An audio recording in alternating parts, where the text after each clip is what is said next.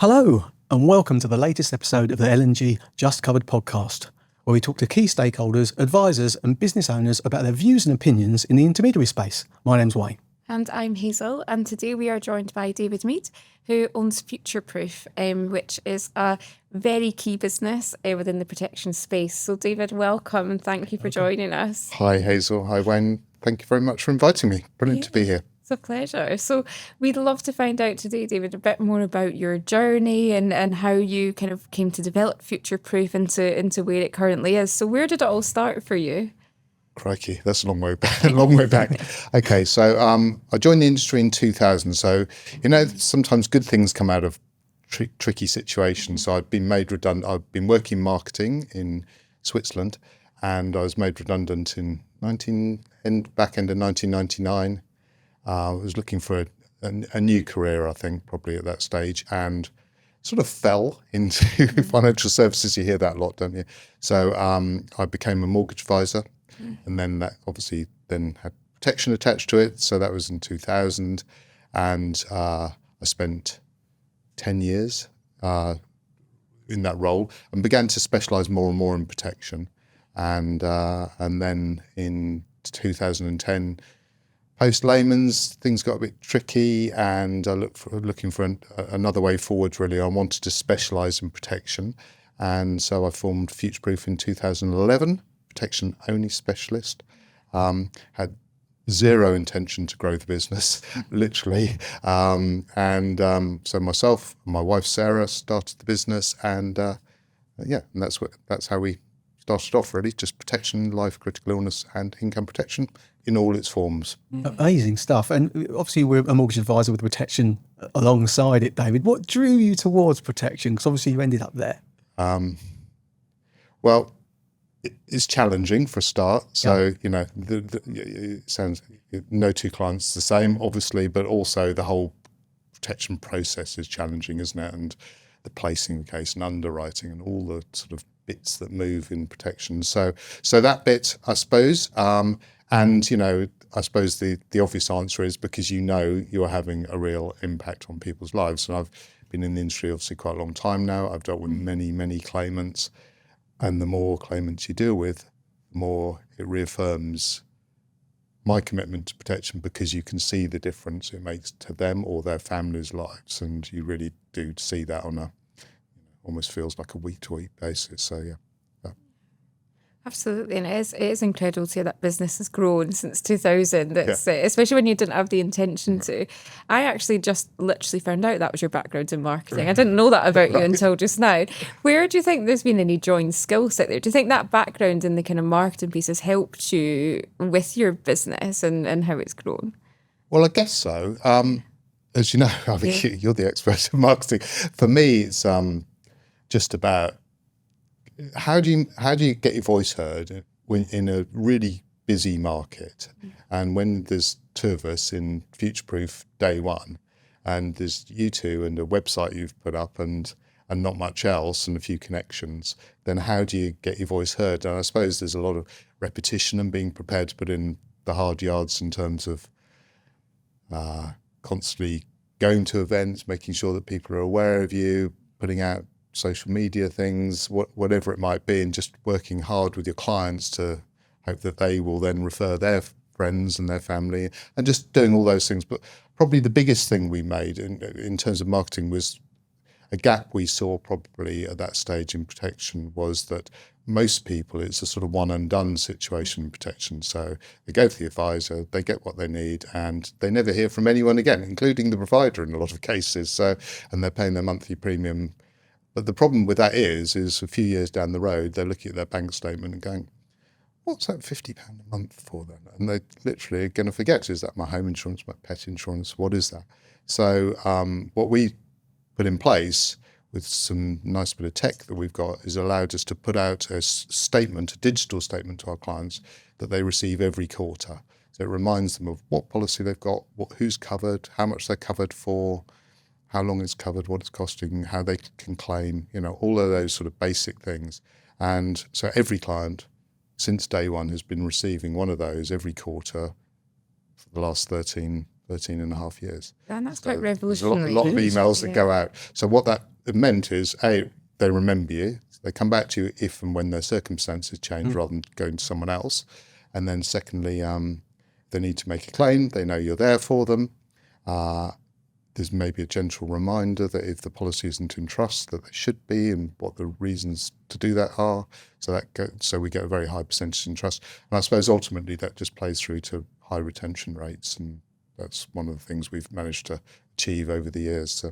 And that's one conundrum, isn't it, for distributors out there, as to how to make sure that their brand is top of mind of their customers. So, as Hazel said, pretty revolutionary, upfront, innovative, early on, in the last few years with Consumer Duty and all that type of thing. Obviously, that's come to the fore, but you were doing it long before. You've obviously seen the benefits in doing that, and customers presuming are remembering future-proof. They're coming to you from a claims perspective. I appreciate maybe not all of them do, but a lot of them are, and it's getting your brand in front of them, 4 times a year. Yeah, 4 times a year, and we send them a printed version of that, a letter once a year as well. So it's actually 5 times a year, and remarkably, because we've never changed the subject line. It always says something like your policy statement or something like that, and once in a while we sort of play with it and the open rate plummets. So then we go straight back to where we should. So people have become familiar with it. Our unsubscribed rate, so bearing in mind, some of them 13 years ago has received 52 versions of that over the years. Unsubscribed rate something like 0.2% or something. So people seem to appreciate the open rate's about 50%. So people seem to appreciate receiving it, even if they don't always interact in terms of contacting you. They're not they're not unsubscribing, and they're not. It seems to have real value. But as I say, the biggest benefit to us is retention rates. People are reminded of the value of whatever it is they've bought, and that's crucial, isn't it? Yeah, I with, think with so. Protection, because as we've spoken about before, that intangibility of it, and you can't test drive it like a car, can you? Until something happens in life, when life happens to you. Interesting times when you were there. It was just both of you in presumably the back room or wherever you were. Yeah. How did you start then? Were you using your mortgage book of customers? Did you start with those? And then how did you move on to sort of different areas of lead provision? You mentioned referrals as well, which obviously is very important. So referrals, networking, that sort of stuff. There was a real pivotal moment, and which is why there are no longer just 2 of us, is that a big provider came to us within the first year, and they had an issue around orphan clients. That's clients that they've issued policies for, but the distributor who arranged it maybe isn't around anymore, no longer has an agency. So they were concerned that those clients weren't getting the right type of service, and particularly if their circumstances changed. So I was asked if I'd be interested in managing those orphans on their behalf, which is one of those moments in life that it was a fantastic opportunity, but also set us some challenges because there were many thousands of them. So suddenly 2 people wasn't enough. And I was lucky enough to work with my colleague Alex Clancy, who's since retired now, and other colleagues who joined us. And in fact, one of your co-podcast guests, Amy Whittingham, who's been with us about 12 years. She was our first ever advisor, and so she joined us then, and she was sort of as a result of that, I suppose. So so it's a combination of things that happened. Queen of Claims, I remember interviewing Amy. That was a great episode. Great stories that she had. I mean, I say great stories because the impact of claims and how it can help customers financially. Obviously, a lot of those claims aren't great circumstances, but great that she's been able to help them and so future-proof. Yeah, absolutely. Yeah, great stuff. And in terms of the journey you've been on, obviously there'll been, you've mentioned one challenge was getting that recruitment and kind of building the business around, that quick influx of business. If we touch upon that referral piece, because I think there are sometimes as well the challenges with advisors thinking, or partners, thinking, why would I refer for protection? I want to keep a hold of this for myself. Yeah. How do you deal with that, and how have you seen that evolve over the years? Well, okay, so that was the other. I suppose there's been 3 sort of big moments in our evolution, and the most recent of those was 6 years ago when St James's Place were looking for a way to help their partners or advisors write more protection or facilitate more protection. So it must be the same in mortgage advisors' world as well. There's a lot of things going on. There's a lot of information. If you're a mortgage advisor, you're dealing with 50, 100 different lenders, knowing lending criteria, rates changing all the time and so on. And of course, it's the same in wealth, pensions, investments, there's a lot of information you've got. So when it comes to protection, quite a lot. Keeping up to date with the information you need to be able to give great quality advice and then to execute it in terms of pre-underwriting, understanding underwriting rules, how does the application process work, back office support in terms of dealing with GPs and medicals, all those bits and bobs is quite daunting for a lot of people and time consuming. So SJP were looking for a partnership that they could, those partners who weren't able to write protection themselves could refer it to a specialist, someone who's going to be able to take it from there, as it were. So we talked about that, and then it became an acquisition. So Futureproof was then acquired 100% by St James's Place. We set up an internal arm called St James's Place Protection Planning, and after establishing, of course, what we didn't know is how many would wealth advisors trust us enough to refer their clients. We could see the size of the opportunity, but it doesn't mean that people are actually going to use the service. And so we spent a lot of time making sure we got our positioning right, going out and spreading the word. And Alex and I spent a lot of time out there talking to partners and so on. And we've never forgotten that if someone is in the wealth side of the industry is referring a client for protection advice, this isn't a transient relationship they've got. They've often had that relationship for 5, 10, 15, 20 years. They're looking after funds under management. It's a big statement of trust to trust us. We really appreciate that. So when a client's referred, then we do everything we can to treat them as they would. Anyway, so we had no idea how well it was going to work. So there were bits of tumbleweed blowing around the office for quite a while. Where's our first referral? But then it started, and those 2 advisors became busy, and then that became a 3rd advisor, and so on. And now there's about 27, 28 advisors in that team. And literally last week we received our 25,000th referral, which was great. Wow. So a really big landmark. So it was great. Amazing milestone. Yeah, it's great. Yeah. And like you said, that trust element is absolutely huge. It's a real partnership, isn't it, with the wealth advisors and others that are referring into you because of the fact that I think we talked about it before, didn't we, in terms of, for them, they may be friends. They become friends, haven't they, as well as clients. So when they see them, they want to make sure they're getting the right level of service and the right type of advice. Yeah, so 100%. You must have countless stories and anecdotes around with existing partners as you've built up over the last sort of 6, 10, 12 years or whatever with regards to that. Yeah, so St James's Place have got about 4,800, 4,900 partners or advisors. 2,700 of them have now used the service.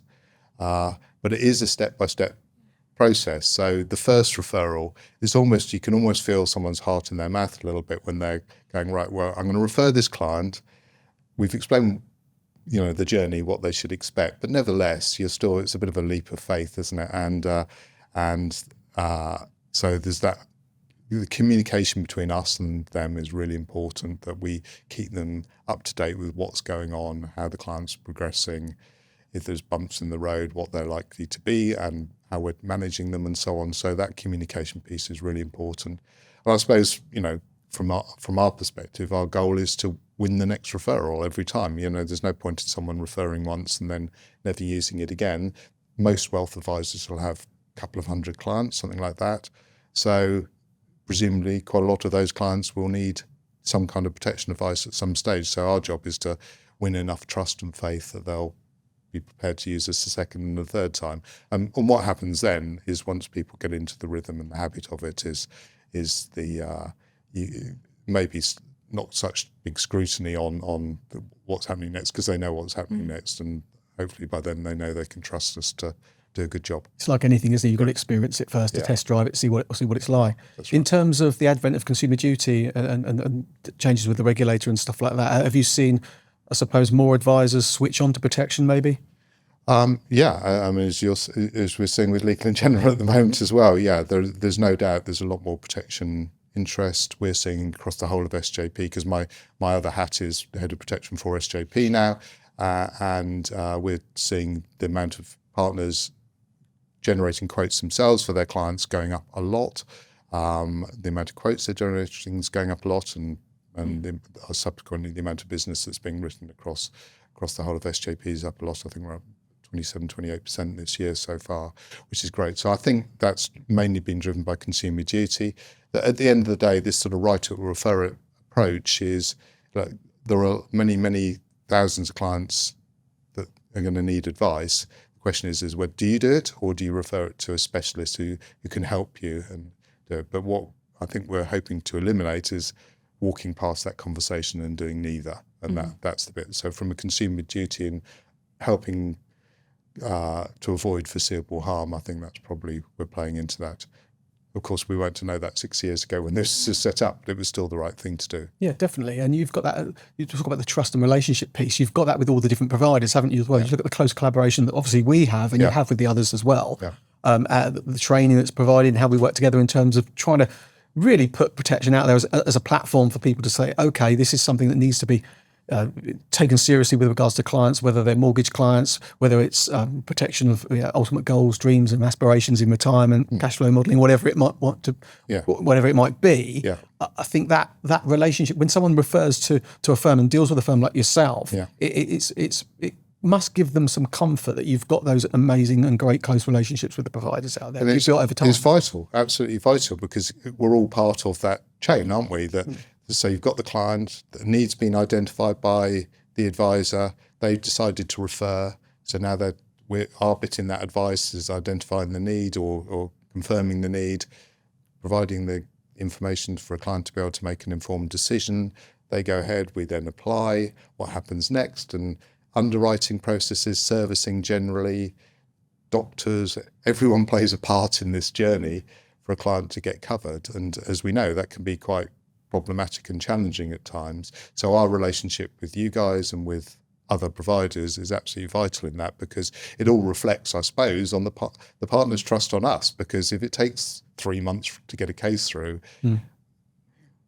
we don't expect people to understand why it's taken 3 months, but sometimes it does take 3 months, right? So the harder, the better the communication between ourselves and yourselves and providers are, the better we can give feedback to the partners so they understand what's going on and that we're not just taking our eye off the ball. Things are going on in the background. It's all about context, right, isn't it? Because sometimes they said you'll get cases which are really straightforward and simple. And I guess even when I was advising, you then get a case on your desk with everything under the sun that you think, okay, this is, or maybe they've still got outstanding documents from the doctor, bits and pieces that, and that to me is where the specialism comes in, isn't it? Because I guess from a partner advisor's point of view, really busy seeing their clients, doing all their kind of reviews, thinking about the assets under management, that pension planning.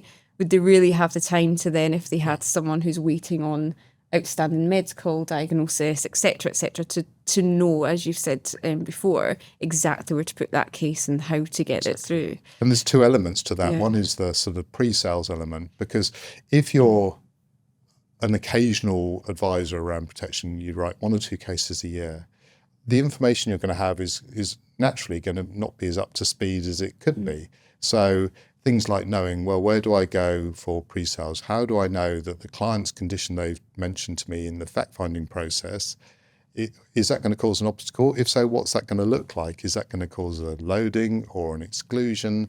How's the client going to react to that? If we've gone through the whole journey and 3 months later we tell them that news, that's probably not going to land very well. So the best thing to do is to get it all up front, know that if it's going to be loaded by 50%, we've had that conversation with the client at the get-go. They've bought into that and they understand, and the rationale's there. So when we do get to the end of that journey, there's no nasty surprises. It's not to say there are never any, but trying to eliminate them as much as possible. Of course you do. And it's interesting, if you're an advisor sitting at the front there, you'll signpost, because you've got that trust anyway, and you know you've got that professional process going on with that close relationship with the providers, the pre-underwriting teams, all that type of thing. You're going to signpost that with your client on referring you over to Future Proof. They're going to do this, this and this. The benefit of that is that, and that. And then push them across. Obviously, I know it's a leap of faith the first time they do it, but the ones that are multiple, that multiple referrers to you, relationships over time, must really see that, and it must be real solidified in the cases that you've done. I hope so. And I think just to pick up on the sort of second element of that was what happens once the case has been submitted. Then has the wealth advisors firm, do they have this the staff with enough knowledge internally to go, right, okay, so a doctor's report's required. When should we phone the doctor? At what stage should we start phoning them and chasing them for the return of that report? If, for example, there's a bit of toing and froing around the payment for the report, which happens, then who do I go to? How do I resolve that? So all of these little elements mean that you've got to have a back office staff who know what they're doing as well, and have the time and the resource to be able to do it. So we've got an amazing team in this St James's Place Protection Planning team and in Future Proof, and a part of their job is to, once the case is submitted, to get it through to terms. And that means talking with you guys, talking with doctors, talking with clients and partners and everyone else, keeping everyone on board, keeping the whole thing locked in. And that can go on for weeks and weeks and weeks. And so that takes a lot of time and resource. So it's having that as well. And I think that can be one of the other reasons that some specialist advisors in other fields find it difficult to engage with protection on a consistent basis. So. Yeah. I'm thinking of, you mentioned earlier, it's that kind of habitual, you mentioned the word habit. And what I'm hearing in all of this is you're making it easy for the advisor to have a good habit of write it or refer it, because that's a simple decision to make. Yeah. You're then making it easy for your team to have good habits because you've got the right expertise in. Yeah. So then naturally it's obviously easy for the customer to keep that habit of their payments up, because again, you've put quarterly plus that written letter out to them. So I don't know, just that's coming to my mind a little bit. It's all about those small little habits that you do each day that have accumulated to this, to really the success that you've had. Well, I think so. I mean, some things, like everything in business, you try some things sometimes and it doesn't quite work out the way you hope. But yeah, there's no doubt that repetition, consistency, focus on great quality service. So the mantra within our firm is treat every client as though they're a member of your family. So that isn't just like be friendly. That is, which you hope you are with your family. But it's more about the ethical approach you have to this. Is if that's your mum or your sister or your brother that you're advising, what would you do? How do you want them to walk away from the conversation with you every single time? And that is, I'd like to think if you phoned in with my colleagues up and said, what's the mantra? That's what they repeat back to you, because I think that then underpins everything that we do in terms of, right, let's try and do this right. And remember, that could be a mum that you're doing this for. Yeah. So you're going to fight hard to get the right cover in place as quickly as you can.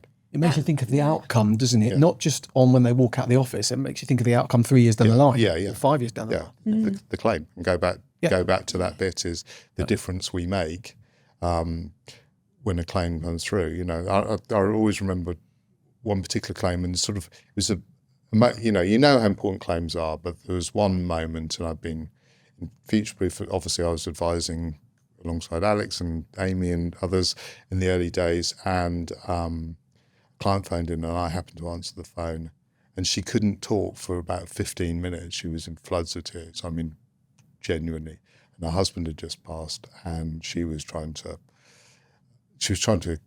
ask, what do I do? How do I get a claim going? But she just couldn't get the words out. And you just realise that, what we do is not going to change that. It's not going to change that situation.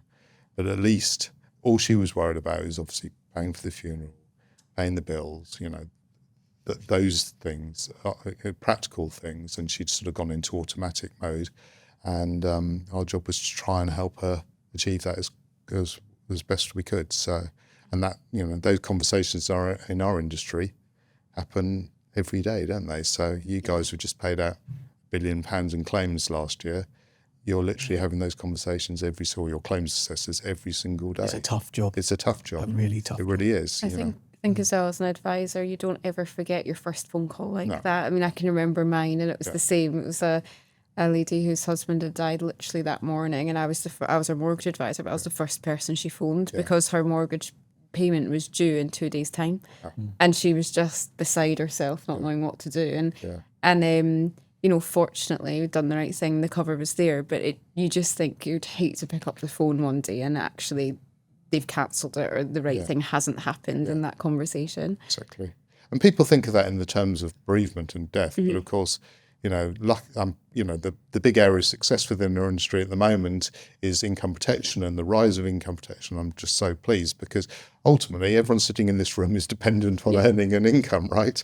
And if your income stops because you get ill or you have an accident, then that can lead to all sorts of problems. So we've got a client who, as you know, we've got an SJP event in a couple of days' time, and a guy we've helped with a claim who we helped arrange his cover because a partner referred him, and then he subsequently claimed about 16 months later because he had a nasty accident, bumped his head on the seabed, and was paralysed, lying face down in the sea, and luckily someone spotted him and supported his head and got him out and got him into hospital. So he spent 6 weeks in a coma. This guy was 33, self-employed, and 6 weeks in a coma. And his dad phoned up and told us about the claim, and so we helped with that. And luckily, we'd arranged income protection and a critical illness policy. So the income protection started paying out quickly. So day 30, it starts paying out, which means that, not that he was conscious to worry about his mortgage payment, but his family were. So that meant that that was covered. And then about 6 months later, under one of the conditions under the critical illness plan, big sum was paid out, which then meant that his mortgage was paid off and a lump sum in addition. And I spoke to Joe last week because he's coming to our event in a couple of days, and the difference is made to his life because he's had to learn how to walk again, to a certain degree, how to talk again. There's long-term impact on him. I'm pleased to say he's making a great recovery, but what he's not been doing is worrying about money.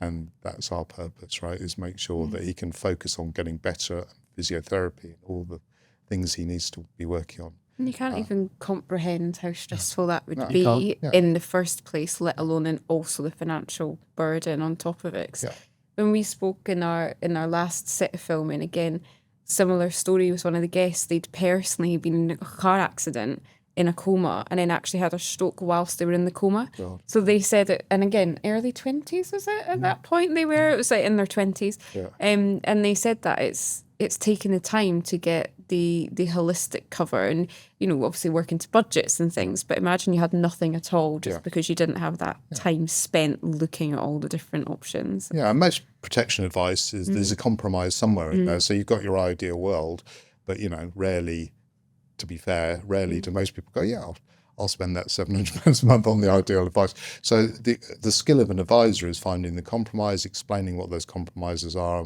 So in Joe's case, it was a 2-year income protection policy, not a full-term one. But that allowed him enough free money to then be able to invest in critical illness cover, which means ultimately his mortgage is being paid off and an additional lump sum as well. It was a good level of cover, so he had hospitalisation benefit paid out as a result of that.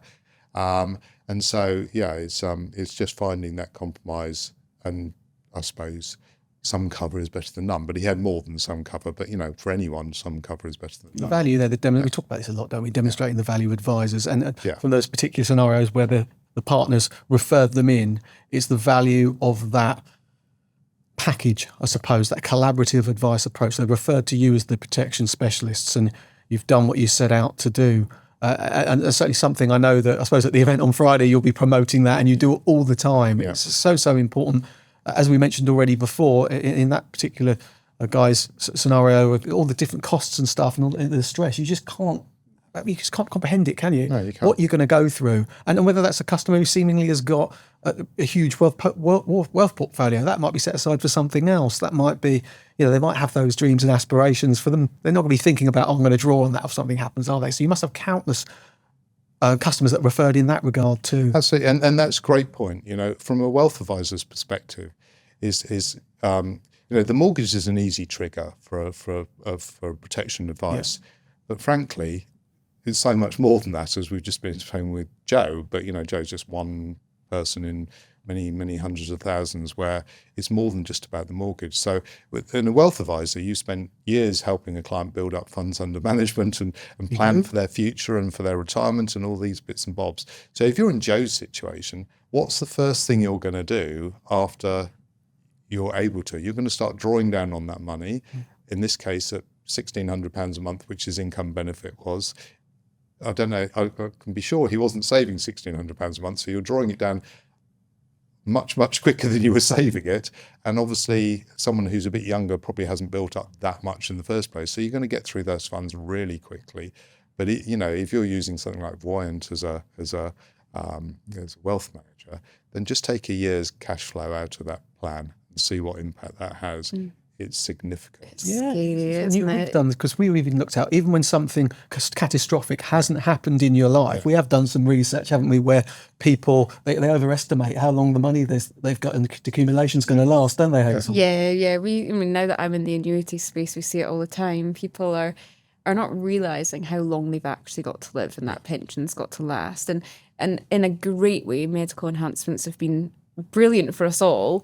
But what it has meant is your money runs out far quicker because you're living far longer. So the bit that I find interesting in the wealth space, especially we have some wealth advisors or partners who will say, well, my client's got X amount of money, they've got plenty wealth, they can just draw on it if anything bad happens. But again, if we look at the volatility in the market at the moment, is it the right time to be drawing that money out? And how does that impact, again, the total value of those investments? And that's where protection can really underpin for a really small, and again, even if we look at that full package for those clients, it's a small percentage of their total wealth, really. Absolutely, and that's what wealth advisors, I suppose, comprise. They need to find is, it's one of the pillars of financial advisors protection, right? Is one of them, and so is helping a client set aside a bit for what happens, because I guess it must be great to talk about all the things, the future, what it could look like by investing and long-term investing, and what the future could look like. No one really wants to talk about what happens if it all goes a bit wrong, really. And why wouldn't we protect it? Because this is a lovely thing to talk about. And helping them just say, okay, well, I know you want to invest for this, but we need to have a plan just in case, a just in case plan, and setting aside £100 a month or whatever it is for that is money well spent if you ever need to claim on it. Of course, it's a complete waste of money if you don't, but none of us know that. So that's the whole point of insurance, isn't it? You don't know what's going to happen. You're right. So it's that next step, though, because I guess as a financial planner, advisor, whatever they call, everyone's got different names for what they call themselves, but you're talking about the risk of stock market crashes. So you diversify, don't you? You diversify the portfolio to get rid of those risks. It's really easy, in my opinion, really easy to just add on okay, well, what if your income goes? That's another, it's just an extra risk, isn't it? It's almost it's a risk assessment conversation again, isn't it? Your risk in that regard. And a lot of your investment might be, you might have built up a business like you've done personally, David. There's the business protection side. Do you want to protect that as well as the portfolio side of things? Absolutely. And, that's our biggest asset probably, is our ability to earn a living, right? Yep. So if that stops, then everything else is going to stop and go backwards. So for me, that focus on your people's income and helping them protect that and ring fence it just in case is probably a conversation that we should all be having. And I'm pleased to say we are. We know income protection's definitely rising and rising fast, but there's still a long way to go. There's a long way to go. And it's interesting just reflecting as we're speaking about this also, because I guess if we're spending a lot of time on that diversification, on the stock market crash, that recovery, if you look at the cycles of the economy and what's going on, it recovers, doesn't it? But as you've just said, some people's income won't ever recover. No. And actually, if you've lost that completely, that is a dead stop in that financial planning. That isn't going there. There's not an option then to get out of that in that recovery plan, isn't it? It's just lovely to have that option of future-proofing, like as an advisor thinking, right, okay, I haven't really got the time or the specialism to commit to that. Yeah. What a lovely way to refer to an organisation, trusted partner that really looks after their clients. Exactly, who's going to work alongside you and help you do the right thing. Exactly. So, definitely. Yeah. So I'd encourage any wealth advisor, any mortgage advisor, if you're walking past these conversations, you know it, and if you are, then find a relationship where you've got that trust and they're going to do the right thing and they'll treat them as well as you do, and it can work really, really well. What would be your, to round off, David, what would be your top tip if whether it's a protection advisor listener or a wealth advisor, what would be your kind of one tip that you'd want to share based on your own journey and experience? So I guess it's try and look at the world, there's so many wills, try and look at the world through your client's eyes. protection shouldn't be a tick box exercise. It should be a lot more than that. It's a lot deeper than that. So look at the world through your client's eyes and imagine what would happen and the impact on their loved ones if you have arranged the right thing, or if you haven't, just try and see what the impact is. Because most people, when you ask them the right questions, they want to protect the ones they love the most, right? So make sure you're playing a key part in that, and also protecting the assets that they've spent so many years trying to accumulate. So those two things. But for me, first of all, it's about the family and about the income, and just making sure that, you know, my kids are 16 and 18.